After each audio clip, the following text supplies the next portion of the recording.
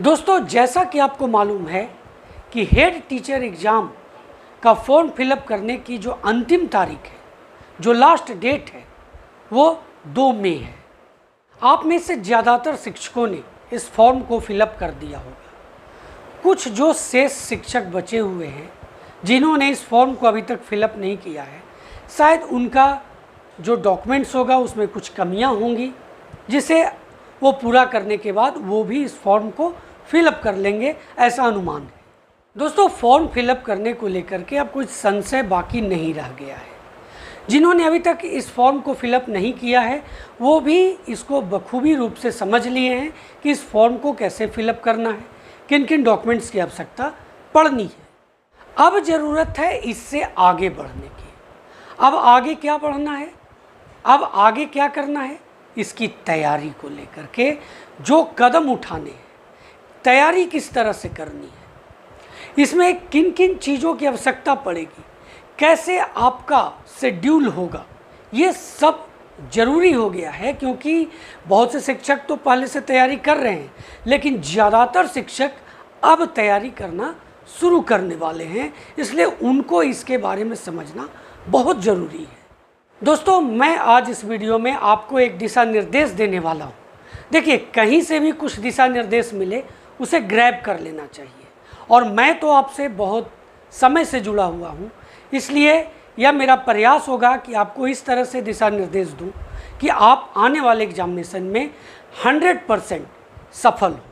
देखिए, मैं अपने चैनल पर आपको लगातार जो प्रधान शिक्षक का जो सिलेबस है, जीएस से और डीएलएड से, मैं दोनों से टॉपिक वाइज आपके बीच में वीडियो लेकर के आ रहा हूं, और मेरा ये प्रयास है कि हर टॉपिक पर जब तक उसको क्लियर न कर दिया जाए तब तक वो कंटिन्यू करता रहूं। मेरा ये प्रयास है, और शायद कितना सफल है ये जब आप मेरे वीडियो देखेंगे तो ही आप बता सकते हैं, आप कमेंट कर सकते हैं। दोस्तों, अब हम लोग बात करते हैं कि आप इसकी तैयारी के लिए सेल्फ स्टडी कैसे करें। तो देखिए, जैसा कि आपको मालूम है कि 2 तरह का सिलेबस है, एक जीएस का और दूसरा डीएलएड का। प्रधान शिक्षक की मैं बात कर रहा हूँ। तो दोस्तों, इसमें आपको करना क्या है, आपको पहले इसका रूटीन बनाना है। अब रूटीन में आपको सबसे पहले आप जो सप्ताह का 6 दिन है, जो आपका वर्किंग डे है, जिसमें आप अपने विद्यालय जाते हैं, उसमें आपको ये 6 दिन जो है उसमें 3-3 दिन के हिसाब से बांट लें। यानी 3 दिन आप जीएस के लिए रखें और 3 दिन आप डीएलएड के लिए रखें। अब देखिए, डीएलएड की जो तैयारी है वो तो बहुत सिंपल सा, आप उठा सकते हैं एक यूनिट को और उसकी तैयारी शुरू करें। एक यूनिट समाप्त हुआ, दूसरा यूनिट में बढ़ जाएं। ये बहुत सिंपल तरीके से आप बढ़ सकते हैं। समस्या कहाँ उत्पन्न होगी, जब आप जीएस के सिलेबस को लेकर के बैठेंगे। अब इसमें सभी सब्जेक्ट हैं, अब इसमें आर्ट्स भी है, साइंस भी है, मैथमेटिक्स भी है, बिहार रिलेटेड भी है, आपको करेंट अफेयर्स भी है। अब इन सबको ध्यान में रखते हुए आपको इसको डिवीज़न करना है ये 3 दिनों में। तो आपको अपने अनुसार जो सब्जेक्ट आपको ज़्यादा समझ में आ रहा है कि ज़्यादा मेरा कमज़ोर है, उसको ज़्यादा आप पढ़ने का प्रयास करें और इसको लगातार तैयारी करते रहें। एक कंप्लीट हो, दूसरे की तरफ बढ़े, एक टॉपिक क्लियर हो, दूसरा टॉपिक क्लियर करें। ऐसे करके आप इन 6 दिन में तैयारी करें। रह गया 7वां दिन। अब ये 7वां दिन में क्या करना है, 7वां दिन में आपको दिन भर समय मिल रहा है, यानी ये 7वां दिन संडे होगा। अब इस संडे के दिन में जो चीज़ें बच गई हैं, चाहे डीएलएड से रिलेटेड हो या फिर जीएस से रिलेटेड हो, उसे क्लियर करें और उसे कंफर्म करें कि ये मेरा क्लियर हो गया। अब देखिए, बहुत से शिक्षकों ने ये मेरे कमेंट बॉक्स में कमेंट किए कि इतना समय नहीं है कि डिटेल में पढ़ा जाए, क्यों न डायरेक्ट एमसीक्यू पढ़ा जाए। तो दोस्तों, मैं आपको बता दे रहा हूँ, आप भी ये बातें जान रहे हैं कि ये बीपीएससी का एग्ज़ामिनेशन, और ये बीपीएससी के द्वारा ऐसा एग्ज़ामिनेशन लिया जा रहा है जिसमें नेगेटिव मार्किंग है।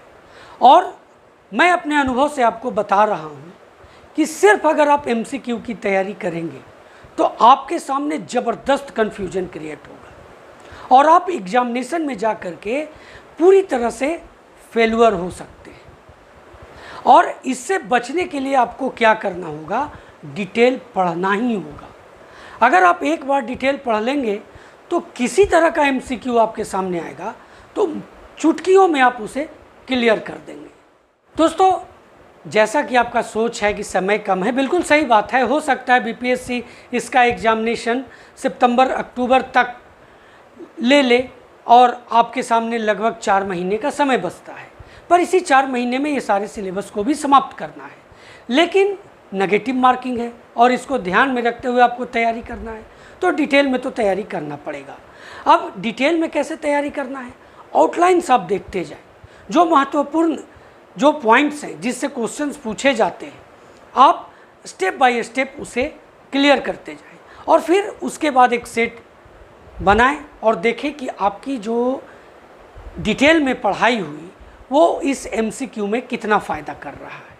अगर कुछ कमियां रह जाती हैं तो उस टॉपिक को फिर से देखें, उस टॉपिक को फिर से नोट करें और इस तरह से आपका ये पूरा जो सिलेबस है वो क्लियर हो जाएगा और नेगेटिव मार्किंग जो है वो कम से कम आपका एग्जामिनेशन में होगा। दोस्तों, मैं अपने चैनल पर टॉपिक वाइज आपको वीडियो भी पोस्ट कर रहा हूँ। सभी चीज़ों को एक एक करके बारीकी से आपके बीच में रख रहा हूँ। पहले मैं डिटेल रख रहा हूँ और उसके बाद इसका MCQ रख रहा हूँ। मेरे चैनल पर अगर आप लगातार जुड़े रहेंगे तो आपके एग्जामिनेशन के लिए शायद बहुत बड़ा फ़ायदा हो सकता है, ऐसा मेरा अनुमान है। अब बाकी आप क्या सोचते हैं, ये से इन वीडियोस को देख करके आप अनुमान लगा सकते हैं। दोस्तों, मैंने ये सोचा कि आपको इस एग्जामिनेशन की तैयारी के लिए कुछ गाइडलाइंस अपने चैनल के थ्रू दे दूं। मैंने ज़रूरी समझा और इसी आधार पर मैं इस वीडियो के माध्यम से आपको ये कुछ जो दिशा निर्देश था वो मैंने आपके बीच में रखा है। आपको वीडियो कैसा लगा आप कमेंट बॉक्स में ज़रूर लिखेंगे। वीडियो अच्छा लगा तो लाइक ज़रूर कर देंगे। दोस्तों, अगर आप चैनल पर नए हैं या अभी तक आपने चैनल को सब्सक्राइब नहीं किया है तो चैनल को सब्सक्राइब कर लें और बेल आइकन को ज़रूर प्रेस करें ताकि आने वाले वीडियो का नोटिफिकेशन सबसे पहले आपको मिल सके।